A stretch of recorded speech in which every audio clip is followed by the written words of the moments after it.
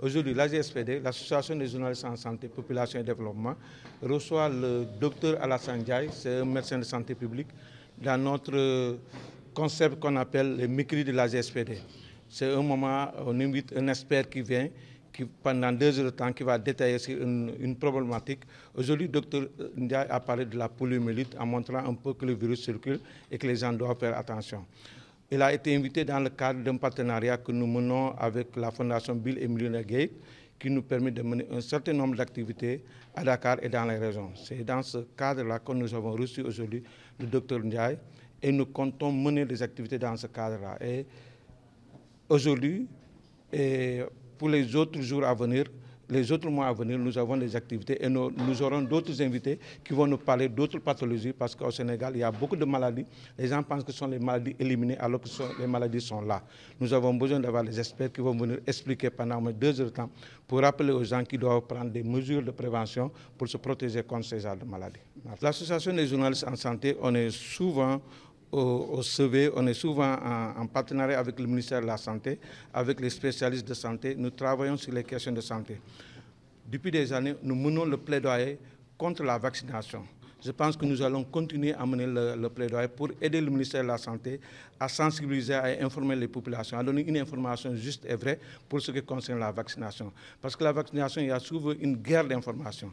Quand vous donnez une bonne information, il y a des gens qui détruisent de l'autre côté. Nous, en tant que journalistes spécialisés sur les questions, nous allons soutenir et continuer à accompagner le ministère de la Santé, surtout la direction de la prévention, pour qu'il passe des bonnes informations par rapport aux différentes campagnes de vaccination.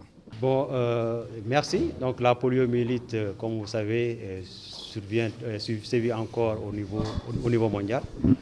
Au niveau du Sénégal, après les épisodes de 2021, on a eu 18 cas humains et aussi au niveau de l'environnement, avec 2 passages de campagne de vaccination organisée au niveau du pays en décembre 2021 et au mois de février 2022. Donc les choses s'étaient tassées jusqu'à cette année où on a eu à détecter des cas au niveau de nos sites de surveillance environnementale de la poliomyélite. Au total, 8 cas ont été détectés au niveau de nos sites de surveillance environnementale au niveau de ce pays en 2024. Donc, les stratégies pour lutter contre la poliomyélite, on sait que c'est déjà la vaccination. D'abord, c'est de renforcer la vaccination de routine. Donc, la vaccination de routine, c'est la vaccination de nos enfants au niveau de nos sites de vaccination qui se mènent tous les jours. Mais aussi renforcer ces vaccinations de routine-là par des campagnes de vaccination. Mais aussi, ne pas oublier la surveillance épidémiologique qui permet de détecter très tôt les cas et de riposter aux besoins.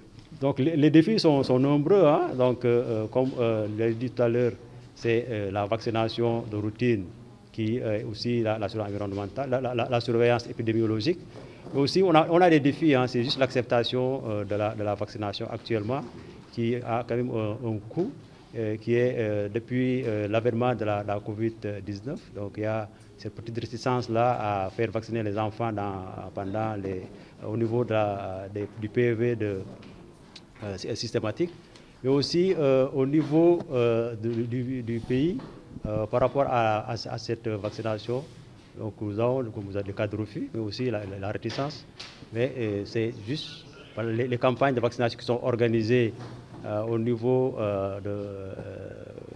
depuis 2021 et 2022, ça a permis quand même à diminuer les cas. Bon, une menace certainement, mais là, quand même, nous avons des partenaires qui appuient le pays, mais aussi au niveau national, quand même, les moyens sont développés pour lutter contre toutes les maladies, y compris la poliomyélite. Bon, la synchronisation, ça ne s'organise pas par pays, donc c'est l'OMS qui organise la synchronisation. Donc l'idéal, c'est de synchroniser les campagnes de vaccination au niveau d'un bloc de pays pour au moins limiter la transmission, c'est de vacciner tous les enfants en même temps et les protéger en même temps.